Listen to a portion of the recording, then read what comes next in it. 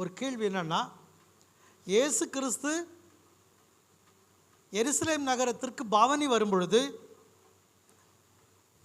சீஷர்களும் இயேசுவின் அற்புத அடையாளங்களை பார்த்தவர்களும் குருத்தோலைகளை பிடித்து மரக்கிளைகளை வெட்டி இயேசு கிறிஸ்துவை வரவேற்றார்களே தவிர, நாம் இன்னைக்கு சொல்லுகிற பிரகாரமாக குருத்தோலை என்று சொன்னாலே கத்தோலிக்கர்கள் கேத்தலிக் சர்ச்சு தான் கை கொள்கிறாங்க, அதெல்லாம் நம்ம ஆவிக்குரிய சபை கை கொள்ளக்கூடாது அப்படின்னு சொல்லக்கூடிய பெந்தகோஸ்கார சகோதரங்க, திருச்சபை மக்கள் யோசிக்கிறோம். இது கத்தோலிக்கர்களால் துவங்கப்பட்டதில்லை என்பதை நான் பதிவு செய்கிறேன். குருத்தோலை ஞாயிறு என்பது கத்தோலிக்க மக்களால் உருவாக்கப்பட்டது இல்லை. இது ஆவிக்குரிய திருச்சபையார் கத்தோலிக்க திருச்சபை குறை சொல்லுவதை, குற்றம் சொல்லுவதை நிறுத்திட்டு பைபிளை படிங்க. வேதாகமம் என்ன சொல்லுதுன்னா, முதல் நூற்றாண்டு காலத்தில் எருசலேம் நகரத்தில் இயேசு பிரவேசிப்பதற்கு முன்பதாகவே அவர் திட்டமிட்டு சொல்லியிருந்தார். என்ன சொல்லியிருந்தார்னா, என்னை குறித்த தீர்க்க தரிசனம் நிறைவேறப் போகிறது. இப்போ அந்த வசனத்தை படித்து பாருங்கள். சகரியாவின் புஸ்தகம் 9ஆம் அதிகாரத்தின் 9வது வசனம். சகரியாவின் புஸ்தகம் 9ஆம் அதிகாரத்தின் 9வது வசனம். இந்த palm Sunday is a Christian celebration that marks the beginning of the Holy Week leading to Easter Sunday. இந்த குருத்தோலை ஞாயிறு இந்த வாரம் முழுவதும் நம்மளை எங்கே வழி நடத்துது அப்படின்னு பார்த்தீங்கன்னா, எங்கே வழி நடத்துது? ஆண்டவராகிய இயேசு கிறிஸ்து உயிர்த்தெழுதல் வரைக்கும் நம்மளை இந்த பாம் சண்டே வழி நடத்துகிறது. Let's read Zakariya chapter 9 verse 9. சீயோன் குமாரத்தியே பாருங்க, rejoice greatly O daughter of Zion, shout O daughter of Jerusalem, behold the king cometh unto thee, he is just and having salvation, lowly and riding upon an ass and upon a colt to the foal of an ass. இங்கே நீங்கள் படிச்சிங்கன்னா, Zion குமார்த்தி மிகவும் களிக்கூறி எருசலேம் குமார்த்தியே கம்பீர், இதோ உன் ராஜா, இதோ உன் ராஜா. சொல்லுங்கள், ஒருத்தர் பார்த்து ஒருத்தர், இதோ உன் ராஜா. ஒருத்தர் பார்த்து ஒரு சொல்லுங்களா, இதோ இதோ உன் ராஜா. behold thy king cometh unto thee, இதோ உன் ராஜா உன்னிடத்தில் வருகிறார். சொல்லுங்கள், ஒருத்தர் பார்த்து ஒருத்தர், இதோ உன் ராஜா உன்னிடத்தில். இல்லை எல்லாம் வாய் தரன்னு சொல்லுங்கள்ல, எவ்ரிபாடி say that. yes, இதோ உன்னிடத்தில் வருகிறார். ஆமென், ஹல்லேலூயா. ஸோ இது ஒரு தீர்க்க தரிசன வசனம். It's a prophetic word. The prophetic word has been spoken by சகரியான் மூலமாக பேசப்பட்ட இந்த வசனமானது நிறைவேறபடியாக இயேசு தம்முடைய ஆவியிலே, he led by the Holy Ghost, he remembered the prophetic word what was spoken by சகரியாவினால் பேசப்பட்டதை இயேசு கிறிஸ்து அது தன்னுடைய ஆவியில் உணர்ந்து தம்முடைய சீஷர்களுக்கு என்ன சொல்கிறார்? இப்போ படிக்கிற மேத்யூ சாப்டர் 21 verse 1 and 2, 3. அதில் நம்ம என்ன படிக்கிறோம்? மேத்யூ சாப்டரில் படிக்கும்போது என்ன படிக்கிறோம்? மேத்யூ சாப்டர் 21 சாப்டர் 21ஆம் அதிகாரத்தில் என்ன படிக்கிறோம்? அந்த வசனம் என்ன சொல்லு பாருங்கள். Jesus comes to Jerusalem as a king. அவர்கள் எருசலேமுக்கு, 9ஆம் வசனம் பாருங்கள். ஒலிவமலைக்கு அழகான பெத்லகேமுக்கு வந்தபோது இயேசுவானவர் சீசரில் 2 பேர் நோக்கி என்ன சொல்கிறாரு? 2ஆம் வசனத்தை படிக்கிறோம். உங்களுக்கு எதிரே இருக்கிற கிராமத்துக்கு போங்கள், போன உடனே அங்கே ஒரு கழுதியையும் அதனுடைய கூட குட்டியையும். இது எங்கே சொல்லப்பட்டிருக்கிறதுன்னு சொன்னால், சகரியாவின் புஸ்தகம் 9ஆம் அதிகாரத்தின் 9வது வசனத்தில் சொல்லப்பட்டிருக்கிறது. பைபிளை படிக்காதவங்க, கிறிஸ்துவ அல்லாதவங்க பைபிளை குறை சொல்கிறத நிப்பாட்டிடுங்க. ஏன்னா உங்களுக்கு தெரியாது. சரியா? இந்த வீடியோவை பார்க்குறவங்க பிரதர் சிஸ்டர், உங்களுக்கு பைபிள் தெரியாதனால முதல்ல குறை சொல்கிறத நிப்பாட்டிட்டு பைபிளை தெரிஞ்சவங்ககிட்ட பேசுங்க. உங்கள் கிறிஸ்துவம் என்ன சொல்லுது பிரதர், உங்கள் பைபிளில் என்ன சொல்லுது பிரதர், இயேசு பற்றி என்ன சொல்லுது பிரதர், நீங்கள் கேட்கணும். கேட்காமையே என்ன பண்ணக்கூடாதுன்னா, நீயா ஒரு முடிவு எடுத்துக்கூடாது. அது அப்படி நீ எடுத்தினா சபையாராகி நாங்கள் ஒன்றும் சொல்ல மாட்டோம், போதகர்களும் ஒன்றும் சொல்ல மாட்டோம், இயேசுநாதரும் உங்களை விசாரிக்க ஆரம்பிச்சிருவார். விசாரணை ரொம்ப பயங்கரமாக இருக்கும். அதனால் ரொம்ப ஜாக்கிரதையாக பேசுங்க. பைபிள் எப்படி இருக்குது அப்படின்னு கேட்டிங்கன்னா, எல்லாமே முன்னறிவிக்கப்பட்ட விஷயங்கள், சத்தியங்கள். ஒரு ஒரு ஒரு பிளான் பண்ணி உடனே சொல்கிற, கற்பனை பண்ணி சொல்கிற ஒரு சத்தியம் பைபிள் கிடையாது. பைபிள் என்பது பல ஆயிரம் ஆண்டுகளுக்கு முன்னாடியே இயேசு கிறிஸ்துவை குறித்தோ, அவர் ஊழியத்தை குறித்தோ, அவர் மரணத்தை குறித்தோ, அவர் வருகையை குறித்தோ, அவர் அற்புத அடையாளங்களை குறித்தோ, ரட்சிப்பு குறித்தோ தீர்க்க தரிசனமாக ஏற்கனவே நிறைய சொல்லப்பட்டிருக்கிறது. இந்த தீர்க்க தரிசனங்களில் ஒன்றுதான் இயேசுவானவர் கழுதையின் மேல் பவனி வருவார் என்ற தீர்க்க தரிசனம். ஆவிக்குரிய சபை மக்கள் யோசனை பண்ணி பாருங்க. அது இல்லவே இல்லைன்னு ஞாயிற்றுக்கிழமை ஆராதனை பண்ணிக்கிட்டு இருக்கிறீங்களே, என்னது நியாயம்? செய்கிறவனை பார்த்து குறை சொல்கிறீங்களே, அது மட்டும் என்ன நியாயம்? பைபிளில் தான் இருக்கே. சகரியா 9ஆம் அதிகாரம் 9ஆம் வசனத்தில் இயேசு கழுதையின் மேலும் கழுதை குட்டியின் மேலும் என்ன வருவார்? பவனி வருவார் அப்படின்னு இருக்கே. அப்போ அதை தான் இயேசு ஞாபகப்படுத்தி தம்முடைய சீசர்களுக்கு சொல்லுகிறார், நீங்கள் உங்களுக்கு எதிரே இருக்கிற கிராமத்திற்கு போங்க, போன உடனே அங்கே ஒரு கழுதையும் அதனோடு கூட ஒரு குட்டி கட்டி இருக்க காண்பீர்கள், அவைகளை அவிழ்த்து என்னிடத்தில் கொண்டு வாருங்கள். அப்போ அவன் என்ன செய்வான்? ஒருவன் உங்களுக்கு எதாக சொன்னால் இவர்கள் ஆண்டவருக்கு வேண்டும் என்று சொல்லுங்கள். Price the Lord. சரி, ஏன் இயேசு கிறிஸ்து அழுத்தமாக சொல்கிறாருன்னு கேட்டிங்கன்னா, ஒரு கழுதை இயேசுவுக்கு வேண்டும் என்பதை தீர்க்க தரிசனம் ஏற்கனவே சொல்லப்பட்டது. அப்படின்னா அவர் தேர்ந்தெடுப்பது அவருக்கு நடக்கும். அல்லேலூயா சொல்லுவோமா? வேதத்தில் சொல்லப்பட்ட தீர்க்க தரிசனம் எனக்கு நடக்கணும் அப்படின்னு விசுவாசிகள் கிறிஸ்தவர்கள் நினச்சிங்கன்னா அது நடக்கும். யாரோ பாஸ்டர் சொல்கிறாரு, வேறொருத்தர் சொல்கிறாருன்னு நினச்சிங்கன்னா அது நடக்குமா நடக்காதா எனக்கு அது பதில் சொல்ல தெரியாது. ஆனால் பைபிளில் உள்ள தீர்க்க தரிசனம் எனக்கு நடக்கணும் ஆண்டவரே அப்படின்னு நீங்கள் கேட்டிங்கன்னா அது நடக்கும். ஏன்னா அதை தான் இயேசு செஞ்சிருக்கார். எனக்கு ஒரு கழுதை வேண்டும். எனக்கு ஒரு கழுதை சொல்லுங்கள். எனக்கு ஒரு கழுதை சொல்லுங்கள். எனக்கு ஒரு கழுதை. என்னங்க பேச மாட்டேன்றீங்க? எனக்கு ஒரு கழுதை. நீங்கள் இப்படி சொல்லுவீங்க, நான் போங்க ஐயா, நாங்களே ஒரு கழுதை கட்டிட்டு காலமெல்லாம் அழையிறோம் ஐயா. ஆண்கள் சொல்கிற விஷயம் அது. யாரை சொல்கிறான்னு உங்களுக்கே தெரியும். இல்லை சொல்லுவோமா? இப்போ பொதுவாகவே யாரை கழுதை அப்படி நம்ம திட்டுவோம்? உங்களுக்கு எல்லாருக்கும் அது திட்டுவோம். யாரை போய் கழுதைன்னு திட்டுவீங்க நீங்கள்? யார் கழுதுன்னு திட்டாத ஆட்களே கிடையாது. ரொம்ப கெட்ட வார்த்தை பேசுகிறலாம் ஆட்கள்லாம் கூட கிறிஸ்தவத்தில் இருக்கிறீங்க. ஜெபம் பண்ணுறவங்க, பைபிளை படிக்கிறவங்க, சர்ச்சுக்கு வரவங்க, சோத்திரம் பண்ணுறவங்களாம் கூட கெட்ட கெட்ட வார்த்தை, பெரிய பெரிய கெட்ட கெட்ட வார்த்தையெல்லாம் பேசுகிறீங்க. சின்ன கெட்ட வார்த்தை இல்லை, பெரிய பெரிய கெட்ட வார்த்தை, ரொம்ப ஆழமான அர்த்தம் உள்ள கெட்ட வார்த்தையெல்லாம் பேசக்கூடிய ஆட்கள் எல்லாம் நம்ம இருக்கிறோம். அதில் ஒன்றும் மறைப்பொருள் எல்லாம் ஒன்றும் கிடையாது. யாரை நீங்கள் கழுதைன்னு திட்டுவீங்க? இல்லை, சொல்லாதவங்களும் இருக்கிறீங்க, அதுக்காக சோத்திரம். கெட்ட வார்த்தைகளை சொல்லாத மக்களும் இருக்கிறீங்க, அதுக்காக சோத்திரம். சொல்கிறவங்களும் இருக்கிறீங்க. யாரை கழுதை நம்ம திட்டுவோம்? கேரக்டருங்க. ஏன் கழுதைன்னு அவனை திட்டுறோம்? ஏன் ஆண்டவர் கழுதை தேர்ந்தெடுத்தாருங்க? கழுதை ஆண்டவர் ஏன் தேர்ந்தெடுத்தார் அப்படின்னு சொல்லிட்டு வரலாற்றில் அதுக்கு விளக்கம் சொல்கிறான்னு கேட்டிங்கன்னா, முதலாவது கழுதை மிகவும் பொறுமையானது. கழுதை மிகவும் ரொம்ப பொறுமையாக, பேஷண்ட். அடுத்து நீங்கள் பார்த்தீங்கன்னா, எவ்வளோ துன்பம் வந்தாலும் தாங்கி கொள்ளும். அதாவது எவ்வளோ வெயிட் அது மேலே நீங்கள் வச்சாலும் என்ன செய்யும்? ஏன் என் மேலே வைக்கிறீங்க? அது என்ன செய்யாது? கேட்காது. எதிர்த்து எஜமானே இவ்வளோ வெயிட் என் மேலே வைக்கிறீங்களே நியாயமா அப்படின்னு கேட்காது. அப்புறம் என்ன சொல்கிறாங்கன்னா, ரொம்ப தாழ்மையானது. அப்படின்னா யாருக்கிட்ட சண்டை போடுறதோ, கழுதை சண்டை போடுறதோ நீங்கள் பார்த்துருக்குறீங்களா? யாருக்கிட்டே சண்டை போடுறதோ, கெட்ட வார்த்தை பேசுகிறதோ, இல்லை விதண்டாவாதம் பண்ணுறதோ, அதெல்லாம் அது பாட்டுக்கு அது இருக்கும். அதனால தான் கழுதையை வந்து தேர்ந்தெடுத்துருக்காங்க. ஏன் குதிரையை தேர்ந்தெடுக்கலாமே? குதிரை ஏன் தேர்ந்தெடுக்கலை அப்படின்னு கேட்டிங்கன்னா, குதிரை என்று சொன்னாலே அது வந்து யுத்தத்திற்கு பயன்படக்கூடியது. இப்போ இயேசு கிறிஸ்து எருசலேமுக்கு வருவது யுத்தத்திற்காக வரல, வாக்குவாதம் பண்ணுறதுக்கு அவர் வரல, சண்டை போடுறதுக்கு வரல, என்னை எல்லாரும் நம்புங்க அப்படின்னு சொல்கிறதுக்கு வரல. அவர் வருவதே தாழ்மையை வெளிப்படுத்துவதற்கும் தீர்க்க தரிசன வசனம் நிறைவேறுவதற்கு எருசலேமுக்கு வருகிறார். அப்போ அவருக்கு என்ன தேவையில்லை? சொல்லுங்கம்மா, அல்லேலூயா சொல்ல மாட்டேன்றீங்களே. என்ன தேவையில்லை? குதிரை தேவையில்லை. அப்போ இவருக்கு கழுது தான் தேவை. அதனால தான் ஆண்டவர் கழுதை தேர்ந்தெடுத்தார். இது ஒன்று. ரெண்டாவது, தீர்க்க தரிசனமாக கழுதை என்று தான் சொல்லப்படுகிறது, குதிரை என்று சொல்லவில்லை. பிரைஸ் லார்ட் சொல்லுவோமா? அல்லேலூயா. சரி, இப்போ என்ன படிக்கிறோம்? அவர் சொல்லுகிறார், இவைகள் யாருக்கு வேண்டும்? ஆண்டவருக்கு வேண்டும் என்று சொல்லுங்கள் என்றார். அப்புறங்க படிங்க.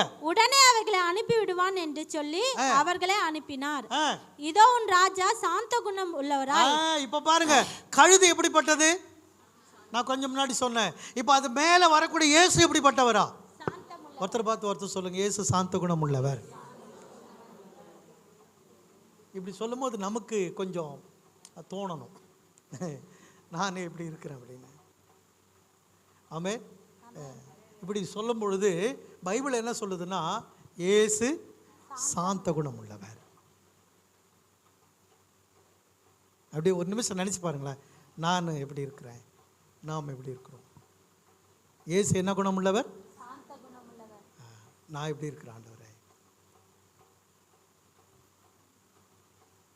இயேசு வாய் தரங்க, இயேசு நான் எப்படி இருக்கிறேன் ஆண்டவரே? நீங்கள் ஒருத்தர் பார்த்து ஒருத்தர் கேளுங்க, பிரதர் எப்படி இருக்கிறீங்க, சிஸ்டர் அப்படி கை கொடுத்து கேளுங்களேன். அது கேளுங்களேன். இல்லை, நமக்கு குத்தப்படும், உண்மையாகவே மனசு குத்தப்படும். ஆண்டவரே, இது மாதிரி நான் சாந்த குணமா இல்லையா ஆண்டவரே? ஹலோ, இயேசு சொல்லுங்க, இயேசு. பெற்றோர்கள் வீட்டுக்கு போகணுன்னு உங்கள் பிள்ளைங்கிட்ட சொல்லுங்க, இயேசு சாந்த குணம் உள்ளவர்னு சொல்கிறாரா அந்த ஐயா, நீ ஏன்டா இந்த மாதிரி பண்ணுற பா. அவர் சும்மா சொல்லு கெடுப்பார் அந்த ஆள், பாச சொல்கிறதெல்லாம் கேட்டுருப்பாங்களா? அவர் சொல்கிறது பைபிள் இருக்குதுடா, பைபிள் இருக்கிறதெல்லாம் செய்வாங்களா? பாப்பா வேலையை பார்த்துட்டு நீங்கள் போய் சொல்லி, இப்போ ஒன்றும் இல்லை, சர்ச்சை முடிஞ்சோடனே சொல்லி பாருங்களா அவங்க பசங்களுக்கு, ஏசு சாந்த குணம்னு அந்த ஐயா பிரசவம் பண்ணுவாங்க. அங்குலு பிரசவம் பண்ணுறதெல்லாம் அது ஒரு வயசு வந்தால் தான் நம்ம சாந்தமாக இருக்க முடியும். 10 முறை தலையாட்டம் ஒரே வார்த்தைக்கு.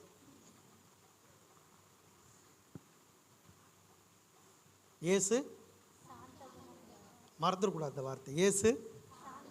ஆமாம். இந்த உயிர்த்தெழுந்த நாள், இது குருத்தோலை ஞாயிறில் ஃபார்ம் சண்டேவில் ஆண்டவர் நம்ம கற்றுக் கொடுக்கறது ஏசு யாருன்னு கற்றுக் கொடுக்குறார். அவர் யாரா? சாந்த குணம் உள்ளவர். அப்போ இயேசு சொல்லும் போது என்ன சொன்னார்? சாந்த குணம் உள்ளவர்கள் என்னங்க பைபிள் இருக்கா இல்லையா? என்ன வான்களா? பாக்கியவான, ஆசீர்வாதமாக மாறிடுவாங்க அவங்க. நீங்கள் பொறுமையாக சாந்தமாக இருந்து பாருங்கள், எல்லாமே நமக்கு சாதகமாக முடிஞ்சிடும். அதுக்கு ஆப்போசிட்டாக இருந்தீங்களா என்ன ஆசீர்வாதம் இல்லாத ஆளுன்னு அர்த்தம். சாந்த குணம் உள்ளவர்கள் ஏன்னா அப்படியே இருக்கு பைபிளில். சாந்த குணம் உள்ளவர்கள் எப்படி இருப்பார்கள்? என்னங்க பேசவே மாட்டேன்றீங்க?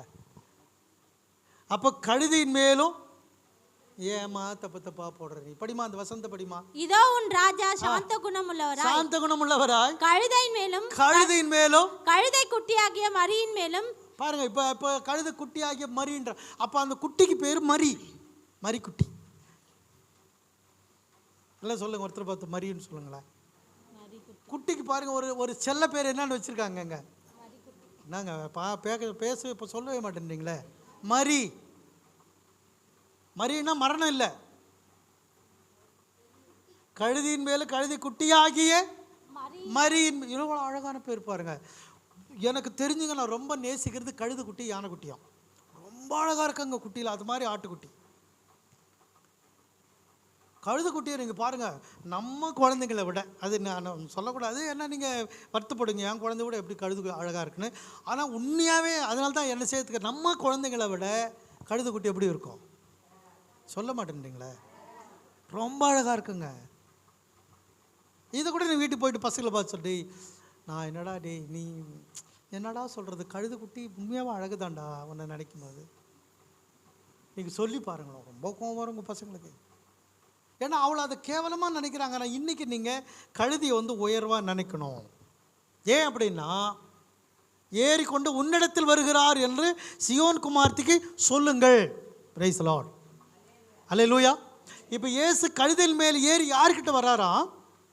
சியோன் குமார்த்தி. பிரைஸ் காட், அல்லேலூயா. பாருங்க அந்த வசந்த படிங்க, மறுபடியும் படிங்கம்மா, படிங்க.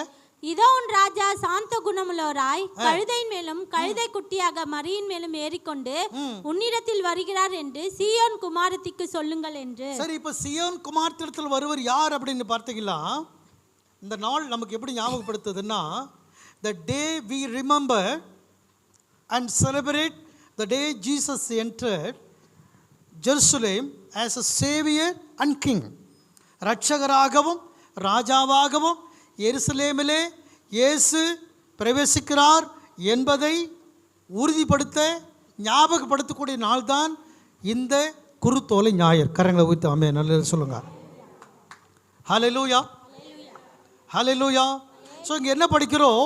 a large crowd gather and laid palm branches and their clocks across the road giving Jesus Royal treatment. எப்படி அவர் இயேசு வரவேற்கிறான் அந்த மக்கள் இங்கே பார்த்தீங்களா? ராயல் வெல்கம் அல்லது ட்ரீட்மெண்ட். நீங்கள் படிங்க மேலே எப்படி வரவேற்றாங்க அந்த வசனத்தில் எப்படி வரவேற்றாங்க? திரளான ஜனங்கள் என்பது லார்ஜ் கிரவுட். சரிங்களா? திரளான ஜனங்கள் படிங்கம்மா பாருங்க. இந்த வரவேற்பு எப்படின்னு கேட்டிங்கன்னா ராயல் வெல்கம், ராயல் ட்ரீட்மெண்ட். ரொம்ப அவரை ராஜரிக வரவேற்பை இயேசுக்கு கொடுத்தார்களாம். பிரைஸ் காட், ஹல்லேலூயா. கரங்களை தட்டி ஆமென் நல்ல சொல்லுங்க ஆமென். அப்போ இயேசுவை எப்படி மதிச்சிருக்கிறாங்க, எப்படி கனப்படுத்திருக்கிறாங்க அந்த ஜனங்களை பார்த்தீங்களா? பயங்கரமான வரவேற்பு, அது ராஜ வரவேற்பு அவருக்கு கொடுக்குறார். ராஜா தானே அவர். அப்போ ராஜா வராருன்னு சொல்லும் போது எப்படி வரவேற்கிறாங்க நீங்கள் பாருங்கள். பெரிய gather and treatment the hundreds of people shouted. அப்புறம் எப்படி சொல்கிறாங்க, என்ன சொல்கிறாங்களா? Hosanna to the son of David, blessed is he who comes in the name of the Lord, ஓசன்னா in the highest heaven. உன்னதத்திலே தேவனுக்கு மகிமை, ஓசன்னா தாவீதின் குமாரனுக்கு என்று என்ன செய்தார்களோ ஷவுட்டட். நீங்கள் ஒரு ஷவுட் பண்ணி சொல்லுங்க பார்ப்போம். ஓசன்னான்னு சொல்லுங்க. இதுவா ஷவுட்டட்? சொல்லுங்க. இதுவா? இல்லை இது மாதிரி சொல்லுங்க. இது சொல்லுங்க பார்ப்போம். தாவீதின் குமாரனுக்கு ஓசன்னா. இப்படி பண்ணீங்கன்னா உங்களுக்கு சத்தம் வராதுங்க. இதை வந்து இப்படி இதை நேரம் நிமித்தீங்கன்னா சத்தம் வரும். சொல்லுங்க. கம்மியாக இருக்கு, இல்லை கம்மியாக இருக்கு.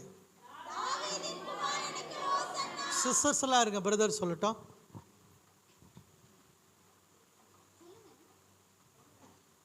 சரி, பிரதருங்க சொல்ல மாட்டாங்க, சிஸ்டர் சொல்லுங்க.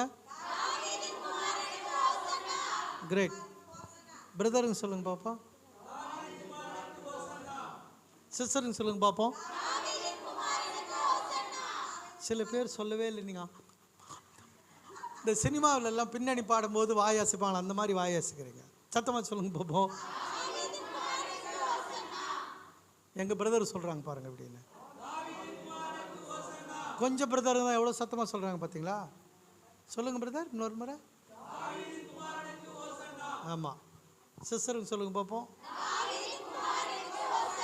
இப்போ இதில் வந்து ஆயிரக்கணக்கான மக்கள், பெரிய க்ரௌடு சொல்லி தான் எப்படி இருந்திருக்கோம் அப்படின்னா, இந்த வாழ்த்தி புகழ்வது மகிழ்வது என்பது அன்னைக்கே தொடங்கினது, புதுசு கிடையாது. இது சத்தம் போடுறாங்க கிறிஸ்தவன்னு சொல்கிறீங்களே, சத்தத்துக்கு ஒரு கம்ப்ளைண்ட் கொடுக்குறீங்களே. இந்த சத்தம் போடுறது இன்றைக்கி தொடங்குதில்ல பிரதர். மைக்கு இல்லாதப்பவே ஊர் ஜனங்கள்லாம் சத்தம் போட்டு இயேசு வந்து துதிச்சிருக்கிறாங்க. பிரைஸ் காட், ஹல்லேலூயா. சத்தம் போடுறது புதுசு கிடையாது கிறிஸ்தவங்களுக்கு. இது கற்றுக்கிட்டு வர்ற ஒரு விஷயம் கிடையாது. அது அவங்களுடைய ரத்தத்தில், அவங்களுடைய ஆவியில் ஊறி இருக்கிற விஷயம். ஆண்டவர் எனக்கு நன்மை செய்தார், அவருக்கு ஸ்தோத்திரம். ஆமென், ஹல்லேலூயா, ஹல்லேலூயா. So Palm Sunday is movable holiday that changes yearly based on Lent and spring.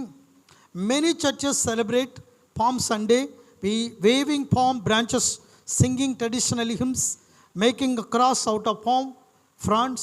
But while this is a temple entry, it is Jesus' first step toward his death.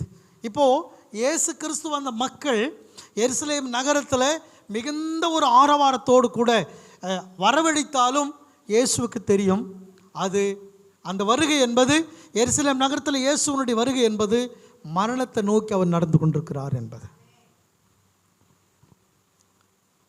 இவங்களுடைய வரவேற்பை ஏற்றுக்கொள்வதற்கோ, அவங்களுடைய புகழ்ச்சியை ஏற்றுக்கொள்வதற்கோ, அவங்களுடைய சத்தத்தை ஏற்றுக்கொண்டு சந்தோஷப்படுவதற்கோ இயேசு அந்த எருசலேம் நகருக்குள்ளே வரல. அவர் மரிக்க போகிறார். மரணத்தை நோக்கி தான் எருசலேம் நகரத்துக்குள்ளே பிரவேசித்தார். ஹல்லேலூயா. மத்தேயு சுவிசேஷம் 21 அதிகாரத்து 4 வசனத்தை நீங்கள் படிச்சீங்களா? 4வது வசனத்தில் நம்ம படிக்கிறோம். Matthew chapter 21 verse 4. This took place to fulfill. படிங்கம்மா. இதோ உன் ராஜா சாந்த குணமுள்ளவராய் கழுதையின் மேலும் கழுதை குட்டியாகிய மரியின் மேலும் ஏறிக்கொண்டு உன்னிடத்தில் வருகிறார் என்று ஏசாயா தீர்க்க புஸ்தகம் 6ஆம் அதிகாரத்தின் 62ஆம் அதிகாரத்தின் 11ஆம் வசனத்தில் என்ன சொல்லுது நீங்க பார்த்தீங்கன்னா, behold the Lord hath proclaimed unto the end of the world, say ye to the daughter of Zion, behold thy salvation cometh, behold his reward is with him and his work before him. தமிழ்ல படிக்கிறோம். நீங்கள் சீயோன் குமாரத்தியை நோக்கி 62வது வசனத்தை பாருங்க. நீங்கள் Zion குமாரத்தியை நோக்கி இதோ உன் ரட்சிப்பு வருகிறது, இதோ அவர் அருளும் பலன் அவரோடும் அவர் செய்யும் பிரதிபலன் அவர் முன்பாக வருகிறது என்று சொல்லுங்கள் என்று கர்த்தர் பூமியின் கடையாந்தர் வரைக்கும் கூறுகிறார். Praise God. Hallelujah, hallelujah. சத்தமா சொல்லுங்க amen. Hallelujah. English standard version Bible என்ன சொல்லுதுன்னா, Isaiah chapter 62 verse 1, behold the Lord has proclaimed it to the end of the earth. அதாவது இந்த பூமியின் கடைசி பரியந்தமா என்ன சொல்றாருன்னு கேட்டீங்களா, say to the daughter of Zion, behold your salvation comes, behold his reward with him and his recompenses before him. அதாவது இந்த வசனம் என்ன சொல்லி கொடுக்குதுன்னு கேட்டினா, கிறிஸ்தவர்களுக்கு கிடையாது இது, ரட்சிக்கப்பட்டவங்களுக்கு கிடையாது இது, ரட்சிப்பு இல்லாத மக்களுக்கு. பாருங்க, ரட்சிப்பு இல்லாத மக்களுக்கு என்ன சொல்றாருன்னா, அங்கே ரட்சிப்பு வருகிறது, இதோ உன் ரட்சிப்பு வருகிறது, இதோ அவர் அருளும் பலன் அவரோடும் அவர் செய்யும் பிரதிபலன் அவர் முன்பாகவும் வருகிறது. Praise the Lord. ஹல்லேலூயா. ஆனால் இது சியோனில் உள்ள எருசலேமில் உள்ள மக்களுக்கு எப்படி பொருந்தது என்று சொன்னால், அந்த மக்கள் நீண்ட காலமாக எங்களுக்கு ஒரு மீட்பர் வேண்டும், எங்களுக்கு ஒரு ராஜா வேண்டும், எங்கள் தேசத்தில் எங்களை அரசாள்வதற்கு எங்கள் குலத்திலிருந்து வரக்கூடிய ராஜா வேண்டும் என்று அவர்கள் கேட்டார்கள். அதனால்தான் சியோன் குமார்த்தி என்று சொல்லப்பட்டிருக்கிறது. ஆனால் இந்த வார்த்தை எடுத்து நம்ம பார்ப்போமானால் இது எல்லாருக்குமே பொருந்தும். சியோன் குமார்த்திக்கு மட்டுமல்ல, ரட்சிக்கப்படாத எல்லா மனிதர்களுக்குமே இந்த வார்த்தைகள் பொருந்தும். ஹல்லேலூயா. சத்தமா சொல்லுங்க ஆமென். ஹல்லேலூயா, ஹல்லேலூயா. ஸோ இங்கே என்ன படிக்கிறோம், இந்த பாம் சண்டே, இந்த குருத்தோலை ஞாயிறு என்பது பிகின் திஸ் ஹோலி வீக். இது இந்த நாள் இந்த வாரம் முழுவதும் பரிசுத்த நாளாக மாற்றுவதற்கு தேவன் ஒரு நாளை நமக்கு தந்திருக்கிறார். இந்த வாரம் முழுவதும் பரிசுத்த ஓய்வு நாள். நாளைக்கு பரிசுத்த மண்டே, ஹோலி மண்டே நாளைக்கு. Praise the Lord. ஹல்லேலூயா. இப்போ வேறு சில பேர்லாம் வேறு மண்டேன்னு சொல்லுவாங்க, திங்கக்கிழமை. ஆனால் நாளைக்கு நமக்கு holy Monday. Praise the Lord. Hallelujah, hallelujah. So இதை நம்ம ஒரு அடையாளமாக நாம் பின்பற்ற வேண்டும். அது மட்டும் இல்லை, that very important day in history when Jesus began his journey towards the cross. அது மட்டும் இல்லை, இது இயேசு கிறிஸ்து சிலுவை நோக்கி போவதற்கு தொடங்கின ஒரு பிரயாணம். இது எப்படி மறந்துட முடியும் நீங்கள்? இயேசு கிறிஸ்து சிலுவையை நோக்கி அவர் நடப்பதற்கு ஆரம்பித்த ஒரு நடை பிரயாணம் இது. சிலுவை நோக்கி நடக்க போகிறார், நடந்து கொண்டிருக்கிறார். அந்த நாள் தான் இன்னைக்கு தான் சிலுவை நோக்கி நடப்பதற்கு அவர் ஆரம்பித்தார். Praise the Lord. ஹல்லேலூயா. ஆகவே ஆண்டவர் இந்த நாளிலிருந்து அவருக்கு தெரியும், அடுத்த வெள்ளிக்கிழமை அவரை எந்த ஜனங்கள் வரவேற்றாருங்களோ, எந்த ஜனங்கள் சோத்திரம் பண்ணாங்களோ, எந்த ஜனங்கள் ஓசனா என்று சொன்னார்களோ, எந்த ஜனங்கள் மகிம் என்று சொன்னார்களோ, வரவேற்றார்களோ, அதே ஜனங்கள் சிலுவையில் அறை போகிறார்கள். அது அவருக்கு தெரியும். அந்த மரணத்தை நோக்கி தான் இயேசு நடக்கிறார். அந்த நடப்பயணத்தின் முதல் நாள் தான் இந்த பாம் சண்டே, இந்த குருத்தோலை ஞாயிறு. இதை புரியாத கிறிஸ்தவர்களே, நான் ரொம்ப வருத்தமாக சொல்கிறேன், இந்த நாளை நீங்கள் கொஞ்சம் யோசனை பண்ணி பாருங்கள். ஆண்டவர் சிலுவை நோக்கி நடக்க ஆரம்பித்த நாள் இந்த குருத்தோலை ஞாயிறு. Praise the Lord. ஹல்லேலூயா. நீங்கள் எங்கே இருந்தாலும் சரி, இது வரலாற்றில் இதை மாற்றவே முடியாது. பிரதர் சிஸ்டர், வேதாமத்தில் உள்ள இந்த சத்தியத்தை உங்களால் மாற்றவே முடியாது. இயேசு சிலுவை நோக்கி நடக்க ஆரம்பித்த குருத்தோலை ஞாயிறு. Praise the Lord. Hallelujah, hallelujah, ஹல்லேலூயா.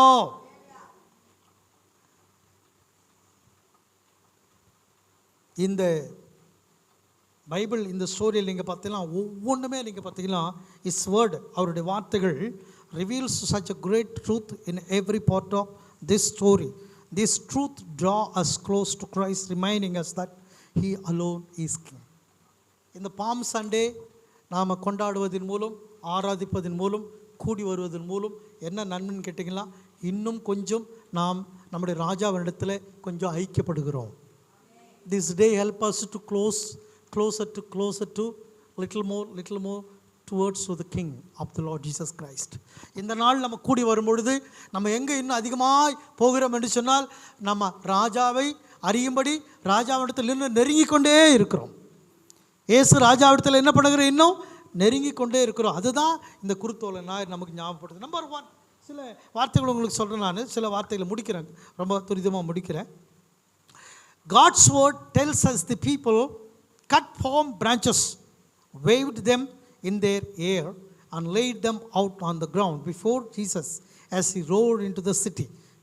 பாருங்க, இயேசு எருசலேமுக்கு வந்த உடனே அவங்க மரக்கிளைகளை தங்கள் துணிகளை விரித்து இயேசுவை என்ன செய்தார்கள்? வரவேற்றார்கள் இல்லைங்களா? ரெப்ரசன்ட் இது என்ன பண்ணுதுன்னா, the palm branches represented goodnesses and victory and was symbolic of the final victory he would soon fulfill over death. இங்கே இந்த குருத்தோலை என்பது ஒன்று கொடுங்கம்மா. குருத்தோலை என்பது நீங்கள் பார்த்தீங்களா, இந்த குருத்தோலை அல்லது அந்த பிரான்ச்சஸ், இந்த குருத்தோலை அல்லது பிரான்ச்சஸ் நீங்கள் பார்த்தீங்களா, அது என்னத்தை காட்டுதுன்னா வெற்றியை காண்பிக்கிறது, நல்லதை காண்பிக்கிறது. பச்சை எப்போ பார்த்தாலும் நமக்கு எப்படி இருக்கும்? we feel good when we see the green. இப்போ இந்த க்ரீனை நீங்கள் பார்த்தீங்கன்னா உங்கள் மனசுக்கு எப்படி இருக்கும்? ரொம்ப ஒரு மகிழ்ச்சியான ஒரு கலர் தான் க்ரீன் கலர். அப்போ இந்த க்ரீன் என்பது ஒரு சந்தோஷக்கூடியதாகவும் இருக்கிறது, அதே மாதிரி வெற்றி கொடுக்கக்கூடியதாக இருக்கிறது என்பதை அந்த குருத்தோலை ஞாயிறு விளக்குகிறது. அதன் பின்னாடி வெற்றியும் இருக்கிறது. 1 கொரிந்தியர் 1 Corinthians chapter 15 verse 55 படிக்கிறோம். O death where is your victory, O death where is your sting. படிப்போம். 1 கொரிந்தியர் 15ஆம் அதிகாரத்தின் 55வது வசனம். 1 கொரிந்தியர் 15ஆம் அதிகாரத்தின் மரணமே உன் கூரெங்கே, பாதாளமே உன் ஜெயம் எங்கே. ஆமென். மரணமே உன் கூரெங்கே, பாதாளமே உன் ஜெயம் எங்கே. ஒருவேளை இயேசு கிறிஸ்து எருசலேம் நகரத்தில் அவர் வந்தார், மரணத்தை நோக்கி தான் வருகிறார். ஆனால் இயேசுவுக்கு மரணமே முடிவல்ல,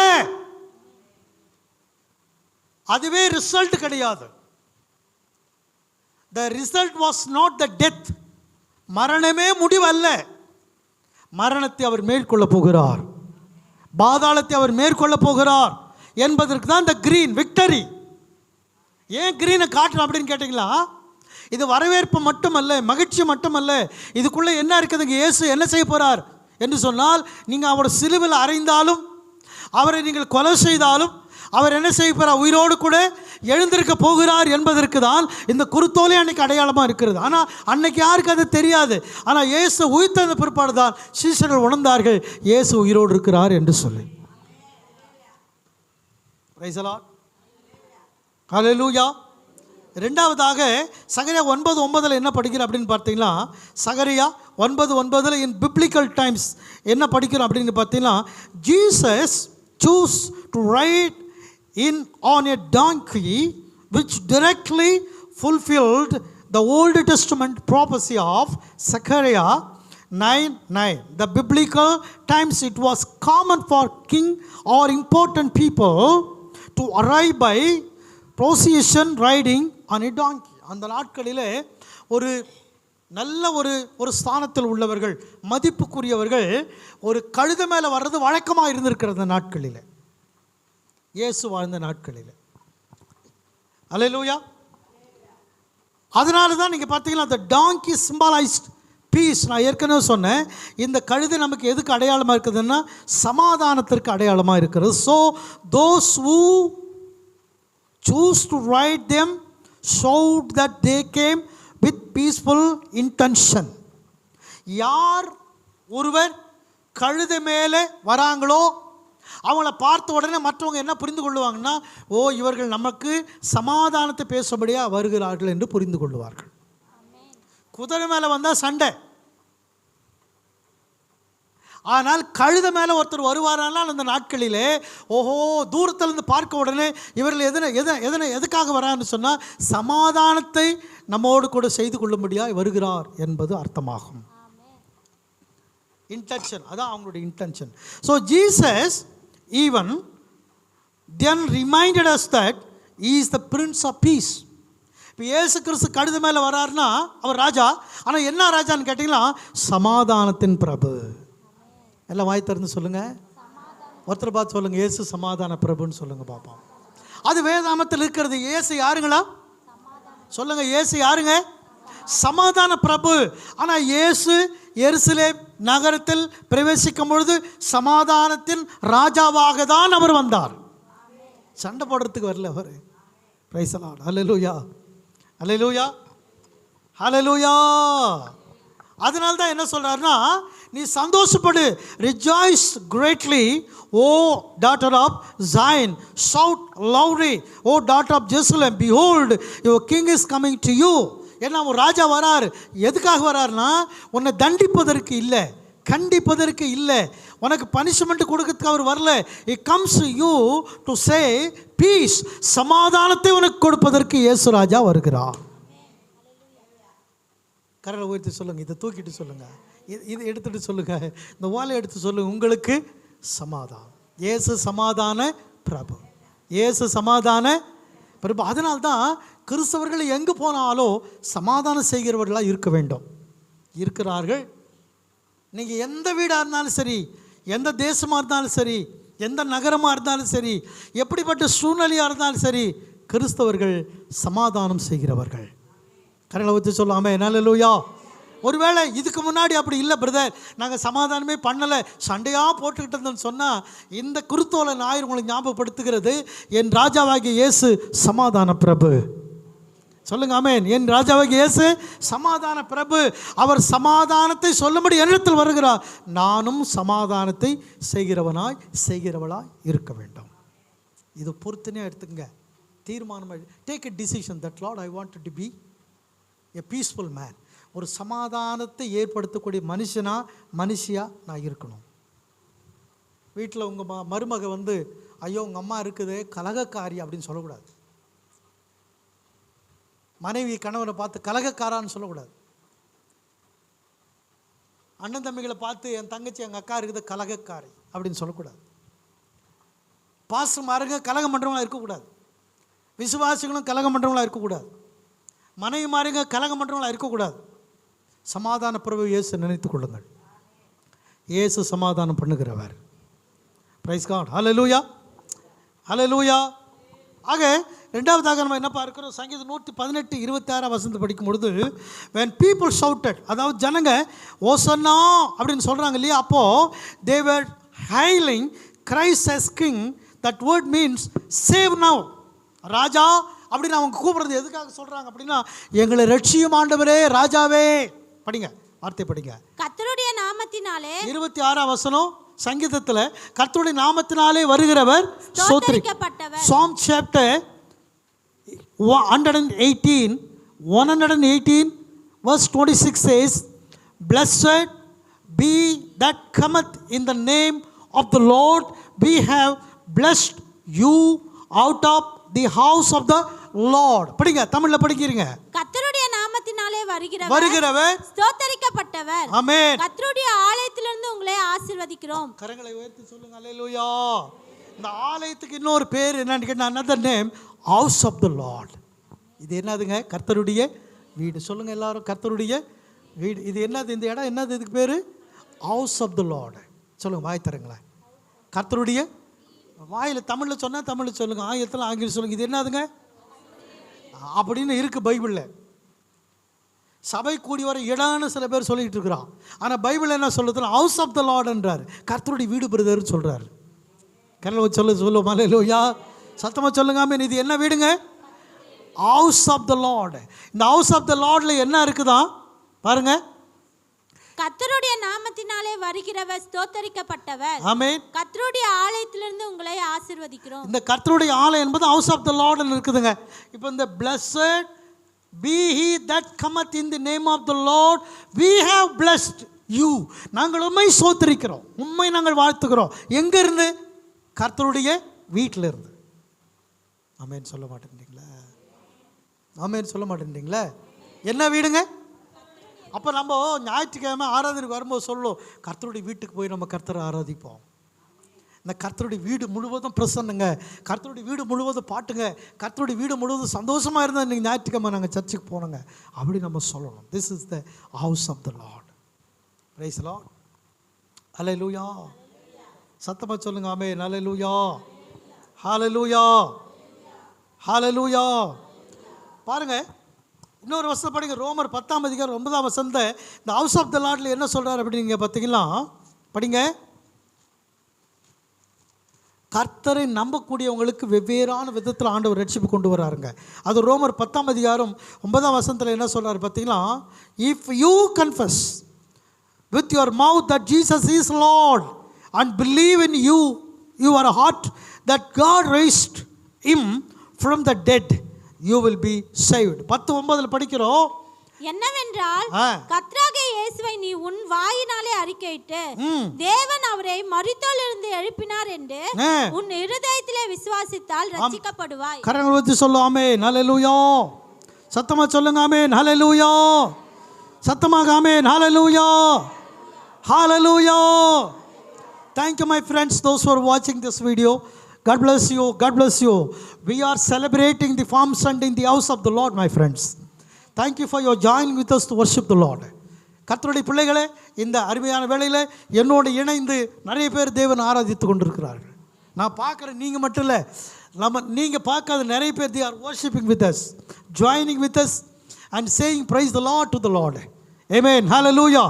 So வேதாகமம் நமக்கு என்ன சொல்லுதுன்னு பார்த்தீங்கன்னா, the Bible says that Jesus wept for Jerusalem aimed the moment praise he knew in his heart that it wouldn't be long before these same people would turn their backs on him, betray him.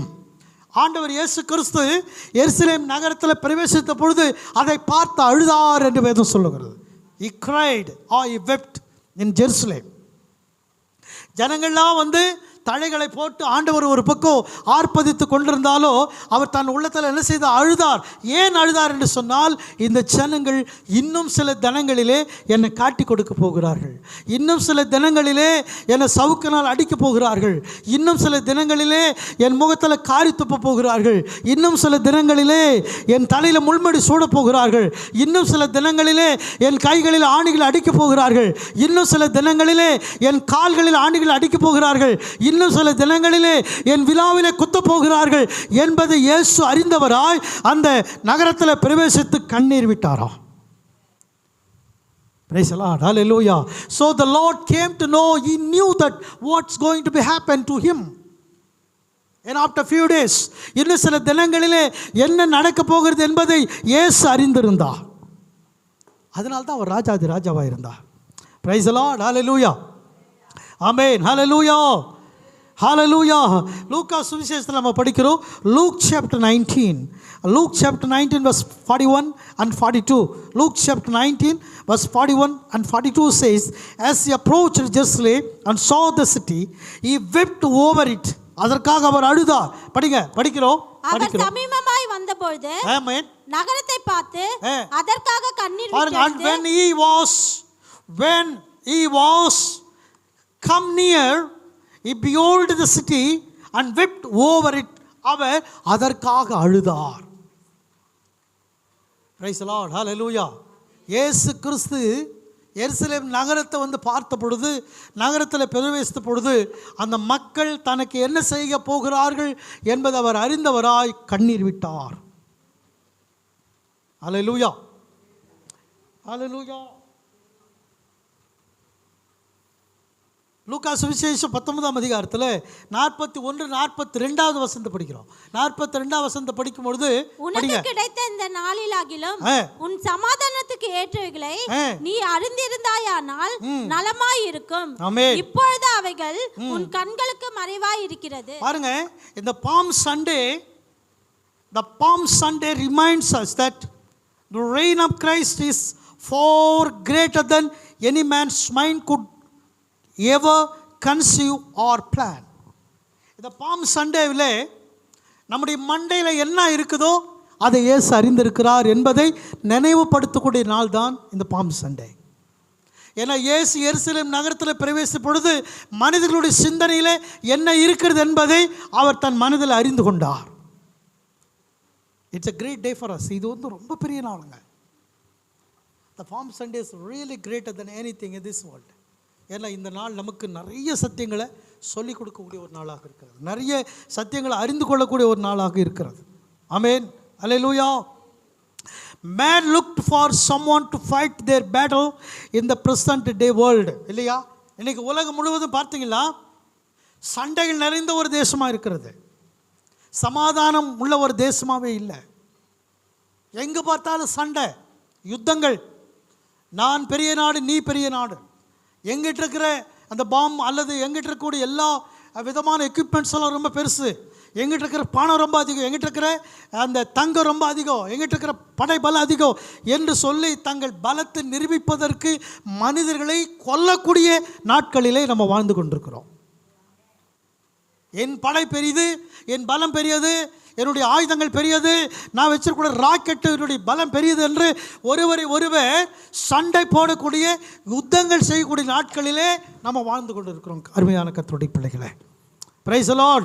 So man looked for someone to fight their battle in the present day world, yet God had the ultimate plan for sending his son to fight the final battle over death.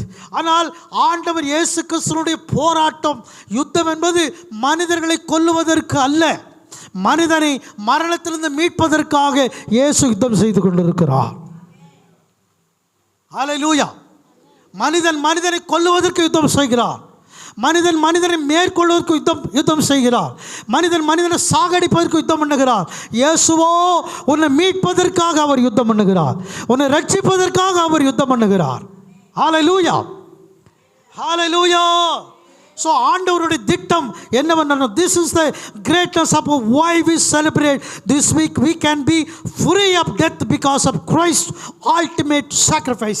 ஏன் நம்ம இந்த palm Sunday கொண்டாடி கொண்டிருக்கிறோம் என்று சொன்னால், இந்த சண்டேவில் தான் என்னை மீட்கும்படியாய் கடந்து வந்து இயேசு வந்து எனக்கு ஞாபகப்படுத்துகிறார், ஒரு அல்டிமேட் சாக்ரிஃபைஸ் உலகத்தில் யாருமே கிடையாது, இயேசு தான் பிரதானமான பலியா எனக்காய் மரிக்க போகிறார் என்பதை நமக்கு ஞாபகப்படுத்த ஒரு ஞாயிற்றுக்கிழமை, ஒரு பாம் சண்டே தான் இந்த குருத்தோலை ஞாயிற்றுக்கிழமை.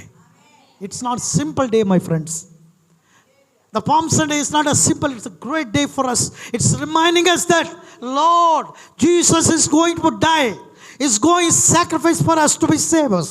நம்ம ரட்சிப்பதற்காக இயேசு சிலுவையிலே போகிறார் என்பதை ஞாபகப்படுத்தக்கூடிய ஒரு நாள் தான் இந்த குருத்தோலை ஞாயிறு.